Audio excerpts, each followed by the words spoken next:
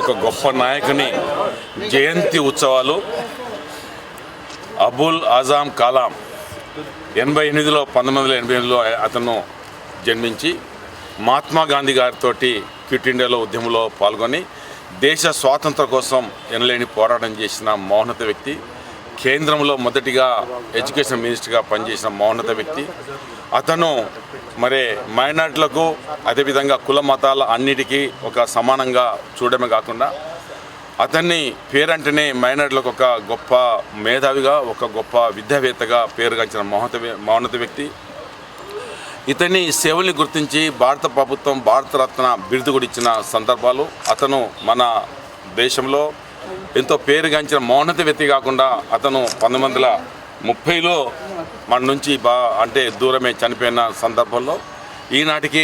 మన కేంద్ర ప్రభుత్వాలు, రాష్ట్ర ప్రభుత్వాలు మైనార్టీలకు ఎనలేని సేవ చేసిన దృష్ట్యా ఈరోజు మైనార్టీ దినోత్సవంగా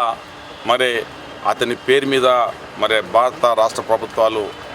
మరి ప్రకటించిన సందర్భంలో ఈరోజు యావత్ భారతదేశంలో మన రాష్ట్రంలో ఘనంగా అతనికి నివాళులు అర్పించిన సందర్భాలు.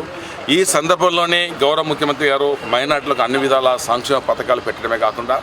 ఈరోజు మైనార్టీల ఏదైతే రెసిడెన్స్ స్కూల్ పెట్టిన సందర్భాలు,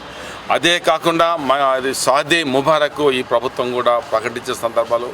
అదే కాకుండా మైనార్టీలకు 12% రిజర్వేషన్ మరి ప్రకటించి యావత్ భారతదేశంలో మైనార్టీల సంక్షేమం కోసం ఈ ప్రభుత్వం పెద్ద పీట వేసిన సంగతి కూడా ఈ సందర్భంలో గుర్తించడం జరుగుతుంది. ఆ సేవలు అందిస్తున్న ఏ రకంగా వారిని గుర్తుపెట్టుకొని వారిని హానర్ చేసే విధంగా, గౌరవించే విధంగా, వారి జన్మదిన వేడుకలు ఘనంగా చేసే విధంగా ప్రభుత్వం రూపకల్పన చేసిందంటే మరి తెలంగాణ రాష్ట్ర ప్రభుత్వం, గౌరవ ముఖ్యమంత్రి గారు ఈ తెలంగాణ రాష్ట్రంలో అన్ని కులాలకు, అన్ని మతాలకు, ఆయా వ్యక్తులకు మరి ప్రాధాన్యత ఇచ్చిన ప్రభుత్వము భారతదేశంలో మొదటి ప్రభుత్వం, మొదటి ముఖ్యమంత్రి కేసీఆర్ గారు ఈ సందర్భంగా చెప్తూ